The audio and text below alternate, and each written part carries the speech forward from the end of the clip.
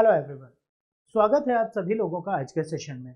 यहाँ पर SSC GD के बैच में हम लोग जो साइंटिफिक रिसर्च से रिलेटेड आपके क्वेश्चंस बनते हैं, जो कि डिफरेंट टॉपिक्स से आपके कवर किए जाते हैं क्वेश्चंस, तो इन सभी क्वेश्चंस और साथ में जो टॉपिक्स हैं उनको यहाँ पर आपका कराया जा रहा है।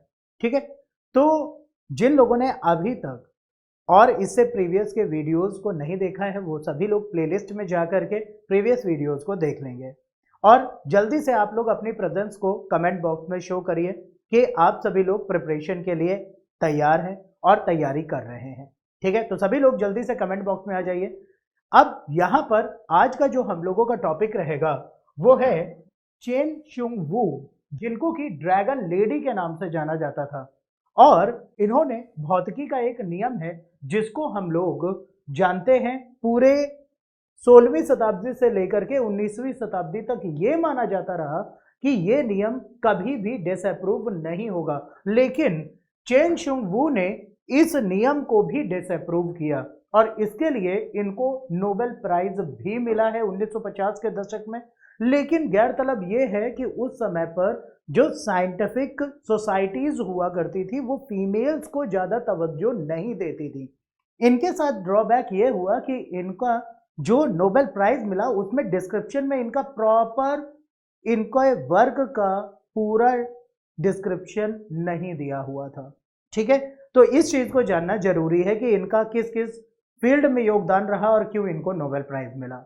ठीक है, चेन शुंग वू की अगर बात करी जाए तो ये बेसिकली अगर देखें बेटा तो ये चाइना के मूल की अमेरिकी वैज्ञानिक थी जो कि जन्मी तो चाइना में थी। कब? सन 1912 में इनकी बर्थ हुई थी चाइना में, लेकिन उसके बाद रिसर्च पर्पस से ये शिफ्ट हो गई थी यूएसए में और वहीं पर इन्होंने रिसर्च वर्क आगे प्रोसीड किया था।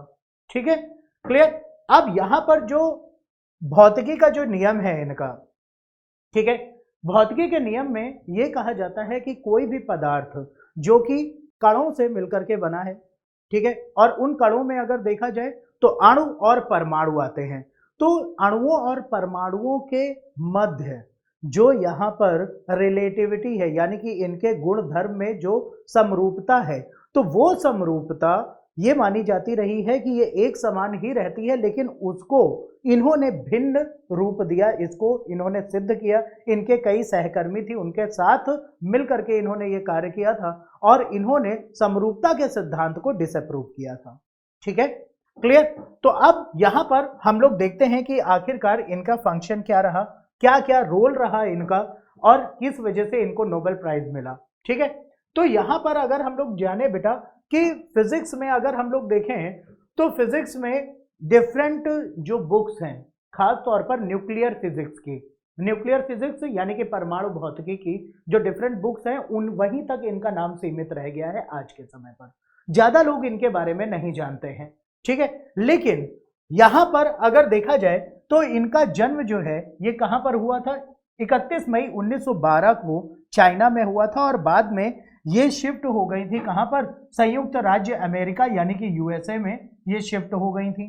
ठीक है, और फिर उसके बाद जब न्यूक्लियर बम का कॉन्सेप्ट चल रहा था, न्यूक्लियर बम को डेवलप करने के लिए जे ओपेनहाइमर के साथ, तो वहां पर भी इन्होंने एटॉमिक बम को बनाने के लिए, जिसको कि हम लोग न्यूक्लियर बम यानी कि परमाणु बम कहते हैं, उसके भी निर्माण में इनका बहुत ज्यादा योगदान रहा है। फर्स्ट वर्ल्ड वॉर के बाद यानी कि प्रथम विश्व युद्ध के बाद सन 1939 में अमेरिका में मैनहट्टन प्रोजेक्ट की शुरुआत करी गई थी और इस प्रोजेक्ट में अगर देखें तो ये आपका परमाणु बम बनाने के लिए मुख्य रूप से जिम्मेदार है, जिसकी अगुवाई जे ओपेनहाइमर कर रहे थे और ओपेनहाइमर को ही एटॉमिक बम के डेवलपर के नाम से हम लोग जानते हैं आज के समय पर।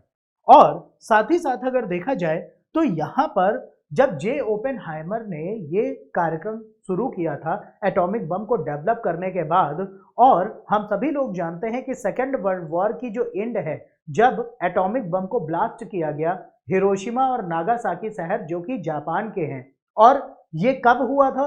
पर्ल हार्बर पर अटैक के बाद। ठीक है, क्योंकि जापान अपनी टेरिटरी को भी बहुत ज्यादा तेजी से फैलाने की कोशिश में था। ठीक है, और जबकि जापान का यूएसए से कोई भी लेना देना नहीं था कि युद्ध में ये दोनों एक दूसरे के विपरीत है, ऐसा कुछ भी नहीं था। लेकिन अपनी प्रभुता को जमाने के लिए जापान ने जो पर्ल हार्बर आइलैंड है जहां पर अमेरिकी बेड़ा मौजूद था उस पर अंधाधुंध बम बरसाए और उसके बाद उसको पूरे जो नेवल फोर्स थी और एयर फोर्स थी यूएसए की उसको तहस नहस कर दिया। उसके बाद एटॉमिक बम को गिराया गया था जापान में। ठीक है, अब यहां पर बेटा बात आती है एटॉमिक बम के डेवलपमेंट के लिए। तो यहां पर मैनहट्टन प्रोजेक्ट सबसे ज्यादा मुख्य रूप से इसके बारे में यहां पर जाना जाता है कि एटॉमिक बम के डेवलपमेंट के लिए जो प्रोग्राम चलाया गया वो मैनहट्टन प्रोजेक्ट चलाया गया था यूएसए में। ठीक है, अब यहीं पर देखा जाए बेटा तो यहां पर बात आती है कि मैनहट्टन प्रोजेक्ट जो कि विश्व युद्ध के दौरान अनुसंधान का कार्य किया गया, ठीक है, यानी कि एटॉमिक बम पर रिसर्च शुरू हो गई, कैसे इसको डेवलप किया जाए। और यहीं पर देखा जाए तो इसके नेतृत्व में यानी कि यूएसए के नेतृत्व में किन किन कंट्रीज ने एटॉमिक बम को डेवलप करने में योगदान दिया था, तो यहां पर यूके ने भी पार्टिसिपेट किया था। यूके यानी कि यूनाइटेड किंगडम। ठीक है, उस समय पर अगर देखें तो यूनाइटेड किंगडम यानी कि यूके, जिसमें कि ब्रिटेन भी आता है और भी कई कंट्रीज हैं, 5 कंट्रीज हैं जो कि यूके में आते हैं, और साथ में कनाडा जो कि यूएसए के साथ थे। ठीक है, तो यूनाइटेड किंगडम की अगुवाई में यहां पर अगर देखें तो यूनाइटेड किंगडम की अगुवाई में साथ में यूएसए, यूनाइटेड किंगडम और कनाडा, इन तीनों ने मिल करके जो मैनहट्टन प्रोजेक्ट है उसको मूर्त रूप दिया था। मैनहट्टन प्रोजेक्ट में अगर देखा जाए बेटा तो यहां पर यह परियोजना 1942 से 1946 तक चली थी। ठीक है, 1942 से 1946 तक चली थी। लेकिन अगर आपसे पूछा जाता है कि मैनहट्टन प्रोजेक्ट की स्टार्टिंग कब से हुई थी तो याद रखिएगा बेटा 1939 से इसकी स्टार्टिंग हो गई थी। और इस मैनहट्टन प्रोजेक्ट में हुआ क्या, इसका क्या हमारी सोसाइटी को यानी कि वहां पर यूएसए में जो समाज था उसको इसका कोई फायदा मिला? बिल्कुल मिला था, क्योंकि कई जगहों पर डिफरेंट सेटअप डेवलप किए गए थे और इस सेटअप में 1,30,000 लोगों को रोजगार भी मिला था उस समय पर, यानी कि कब, 1939 से लेकर के 1946 तक 1,30,000 लोगों को रोजगार मिला मैनहट्टन प्रोजेक्ट के अंतर्गत। और जिन्होंने एटॉमिक बम को डेवलप करने में पूरा काम किया, कंस्ट्रक्शन का काम किया, रिसर्च सेंटर को डेवलप किया, सारी चीजें की मशीनरी सेटअप में, और उसके इफेक्ट को जांचने में पूरा आर्किटेक्चर और साथ ही साथ पूरा जो प्रोजेक्ट का फ्रेम था उसको डेवलप करने में। इवन इस परियोजना में लागत की अगर बात करी जाए तो 1946 के अकॉर्डिंग अगर हम लोग देखें उस समय पर $2 मिलियन का खर्च आया था। ठीक है, $2 मिलियन की अगर हम लोग बात करें बेटा तो $2 मिलियन तो उस समय पर खर्च आया था कब, 1946 में। अगर इसको 2020 के अकॉर्डिंग हम देखें या 2021 या 22 के अकॉर्डिंग अगर देखा जाए तो ये $22 मिलियन का खर्च उस समय पर डेवलप करने में आया था। अगर 2020 में या 2022 में, ठीक है, या इस समय पर अगर देखा जाए कि ये डेवलप किया गया या डेवलप किया जाता तो इस समय $22 मिलियन का खर्च आता। लेकिन 1946 में $2 मिलियन का खर्च आया था इस पूरे मैनहट्टन प्रोजेक्ट को डेवलप करने के लिए। ठीक है, और इसमें कितने लोगों को रोजगार मिला था, तो 1,30,000 लोगों को रोजगार भी मिला था।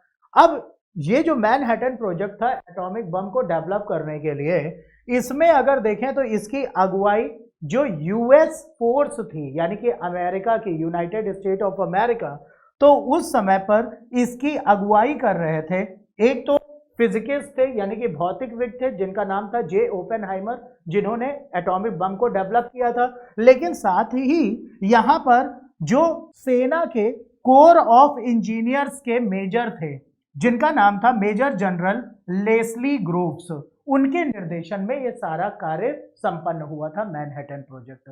ठीक है, तो यहां पर 2 नाम ध्यान रखना है। एटॉमिक बम के लिए अगर पूछा जाए तो उसके लिए मेन जो डेवलपर थे वो कौन थे, जे ओपेनहाइमर थे।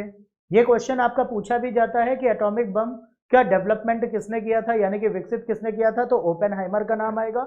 और अगर सेना की बात करी जाए तो मेजर जनरल लेस्ली ग्रोव्स के निर्देशन में मैनहट्टन प्रोजेक्ट को संचालित किया गया था।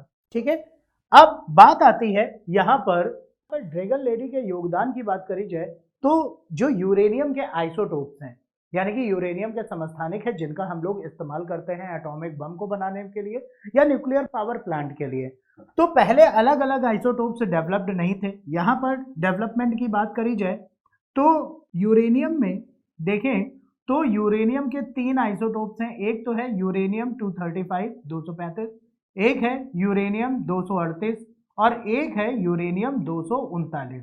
लेकिन आइसोटोप को डेवलप करने के लिए यूरेनियम 235 और 238 उस समय पर खोजे गए थे और इन दोनों आइसोटोप को सेपरेट करने में, यानी कि इन दोनों को अलग करने में जो ड्रैगन लेडी थी इनका योगदान रहा है। और यूरेनियम धातु का गैसीय प्रसार करके, यानी कि गैसियस एक्सपेंशन करके इन्होंने इन आइसोटोप्स को सेपरेट करने में मदद किया था। इसके लिए यहां पर इनका काम काफी ज्यादा सराहनीय था, लेकिन अपने काम का इनको क्रेडिट नहीं दिया गया था उस समय पर। ठीक है, क्लियर।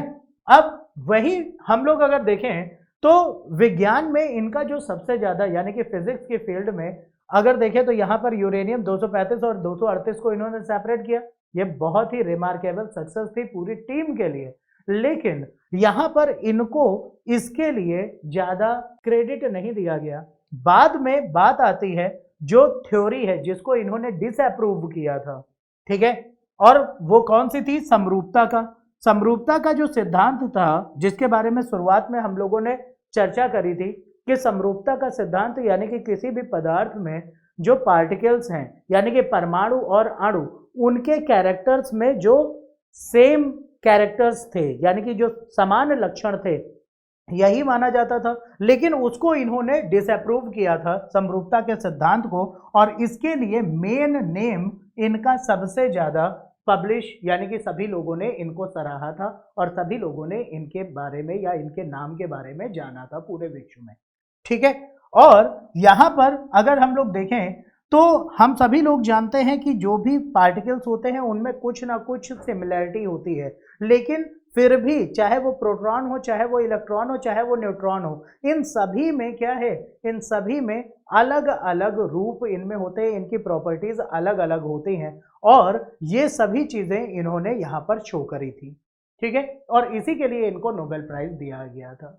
ठीक है बेटा, अब यहां पर बात आती है कि 1950 का जो दशक था, यानी कि 1950s के समय पर जब इनको सैद्धांतिक भौतिकवादों में क्या हुआ था, यहां पर इन्होंने इनके साथ जो काम किया था समता के नियम के लिए, तो चेन निंग यांग और सुंग दाओ ली। ठीक है, यानी कि जो ड्रैगन लेडी थी उनके साथ इनके को वर्कर्स 2 और थे, कौन, जो दोनों फिजिकिस्ट थे, चेन निंग यांग और सुंग दाओ ली। इन दोनों ने मिलकर के जो समता का नियम था इसको खारिज किया, और खारिज करने के बाद फिर इन्होंने अपनी थ्योरी को रिप्रेजेंट किया था। ठीक है, साथ में साक्ष्य भी प्रस्तुत किए थे, क्योंकि अगर आप किसी पुरानी थ्योरी को डिसअप्रूव करते हैं तो उसके लिए आपको कई सारे साक्ष्य देने पड़ते हैं कि इन कारणों के आधार पर इनको डिसअप्रूव किया जा रहा है। ठीक है, क्लियर। तो ये सभी चीजें यहां पर आई, और साथ ही वू ने क्या किया था, यानी कि जो ड्रैगन लेडी थी उन्होंने कोबाल्ट 60 का उपयोग करते हुए जो बीटा डीके है, यानी कि बीटा 6 में कई महत्वपूर्ण प्रयोग करे थे। ठीक है, कोबाल्ट 60 की अगर हम लोग आज के समय पर बात करें तो किस चीज के लिए इस्तेमाल किया जाता है, तो कोबाल्ट का ये आइसोटोप है जिसका इस्तेमाल कैंसर के ट्रीटमेंट में सबसे ज्यादा यूज किया जाता है। ठीक है, तो यहां पर यह क्वेश्चन भी आपका कई बार पूछा गया है कि for the treatment of cancer which component या which one of the following isotope is used, यानी कि कैंसर के उपचार के लिए किस समस्थानिक का इस्तेमाल सबसे ज्यादा किया जाता है, तो वो है बेटा कोबाल्ट 60 का उपयोग किया जाता है। ठीक है, साथ ही साथ इन्होंने जब बीटा डीके के बारे में बताया कोबाल्ट 60 का, तो एक कण दूसरे की तुलना में एक इलेक्ट्रॉन को बाहर निकालने की अधिक संभावना रखता है। ठीक है, और इसी के आधार पर देखा जाए तो ये सभी लोग सहमत नहीं थे इसके लिए कि ये साइंटिफिक रिसर्च इनकी डिसअप्रूव होगी, ये कहा गया था। लेकिन फिर भी समता का यानी कि जो रिलेटिवनेस का जो नियम था, उस नियम को इन्होंने 30 साल के बाद पलट दिया था। ठीक है, और इसी के लिए इनको बाद में क्या मिला था बेटा, नोबेल प्राइज दिया गया था इसी थ्योरी को डिसअप्रूव करने के लिए। ठीक है, अब यहां पर देखें तो यहां पर क्या हुआ कि ये सभी चीजें इन्होंने करी। ठीक है, काफी इनका ज्यादा योगदान भी रहा। साथ ही साथ 1957 में इनकी खोज के लिए इनको नोबेल प्राइज यानी कि नोबेल पुरस्कार दिया गया था। ठीक है, साथ ही साथ यहां पर क्या हुआ कि जो चेन युंग वू थी, ठीक है, वू ने राष्ट्रीय मानक ब्यूरो में, ठीक है, श्रमसाध्य के रूप से वास्तविक प्रयोग किए थे। और दुख की बात यह है कि नोबेल प्राइज के जो प्रशस्ति पत्र मिलता है, देखिए प्रशस्ति पत्र क्या होता है, अगर आपने कोई ऐसा काम किया है तो आपके काम के सम्मान के लिए एक आपको जो सर्टिफिकेट मिलता है जिसको कि प्रशस्ति पत्र कहा जाता है, उस सर्टिफिकेट में इसके बारे में कोई भी जिक्र नहीं था। नोबेल प्राइज तो मिला लेकिन इस काम का जिक्र नहीं था, और यही इनके जीवन के लिए सबसे बड़े दुख का कारण भी बना था। ठीक है, और जब इन्होंने यानी कि जो ड्रैगन लेडी थी और इनके कोवर्कर्स थे, जब इन्होंने अपने अचीवमेंट के बारे में जो रिसर्च आर्टिकल्स पब्लिश किए थे, रिसर्च पेपर्स पब्लिश किए थे, तो उन रिसर्च पेपर्स में इनके वर्क को अवलोकन को दर्ज ना करने के लिए, ठीक है, दर्ज ना करने के लिए, क्योंकि इन्होंने पब्लिश किया, पब्लिशिंग के बाद इन्होंने क्या किया, जब पूरे वर्ल्ड में ये सारी चीजें गई कि इस थ्योरी को इन्होंने डिसअप्रूव किया है, उसके बाद जो रिसर्च आर्टिकल फाइनली पब्लिश हुआ, उसके बाद यहाँ पर क्या हुआ कि जब इन्होंने अपने प्रयोगों के उल्लेख को उसमें नहीं देखा था, तब इन्होंने ये कहा कि हमारे काम की उपेक्षा की गई है। ठीक है, अब उसके बाद ही इनको नोबेल प्राइज के लिए कंसीडर किया गया था। तो ये सारी चीजें इनकी लेडी होने की वजह से यहाँ पर ये सामने आई थी। ठीक है, क्लियर। तो यहाँ पर अगर देखें तो ये सभी चीजें आपकी हुई और इनका काफी ज्यादा योगदान रहा है। लेकिन कभी भी आप एटॉमिक बम के डेवलपमेंट की या मैनहट्टन प्रोजेक्ट की अगर बात करते हैं तो वहां पर ड्रैगन लेडी का बिल्कुल नाम नहीं लिया जाता है। ठीक है, सारा क्रेडिट किसको दिया जाता है, तो वो है जे ओपेनहाइमर को दिया जाता है। ठीक है, और उसके बाद जब इस थ्योरी को डिसअप्रूव किया तो बाद में नोबेल प्राइज तो मिला, लेकिन फिर भी आप लोग कभी भी अगर नोबेल प्राइज के विनर्स की लिस्ट को देखते हैं तो उनमें इनका नाम आपको आसानी से देखने को नहीं मिलता है। ठीक है, क्लियर। तो ये आपका साइंटिफिक रिसर्च का एक और पॉइंट था जो कि आप लोगों को उम्मीद करते हैं कि समझ में आ गया होगा।